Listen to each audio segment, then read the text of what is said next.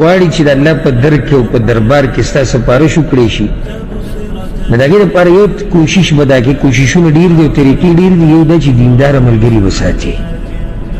ځکه چې دی الله ته نږدې دی او رب العالمین به د دیندارو مؤمنانو له اجازت ته سپارش ورکوي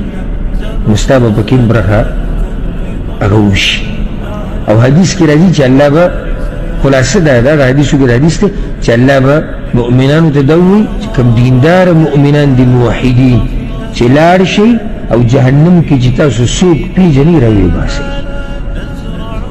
نو که ستا ملګرتیا د دغه دینداره سړي سره وي الله دې نه کړي چې یو سړی لاړ جهنم ته او د دې ملګرتیا د دیندار سره ده او الله رب العزت هغه ته وایي چې لاړ شي چې څوک ته پیژنې هغه راوباسه ته به راوځي که راونه راوبوځي په شرط دی چې عقیده دې برابر وي د جهنمیانو یو فریاد دی سورة الشعراء کې الله ذکر کړی دی وی دوی به چغې وایي فما لنا من شافعين ولا صديق حميم نشتی زمون د پاره څوک سفارش کوونکي او نه خالص مخلص ملګري موږ د ملګرتیا ارمان کوي چې ملګري و سفارش ورله کړی خیال هم دی نو چې ارمان یې کوي په جهنم کې نو مطلب دا شو چې دینداره ملګری په آخرت کې فایدهمند دی او که فایدهمند نه وي دوی ارمان نه کوي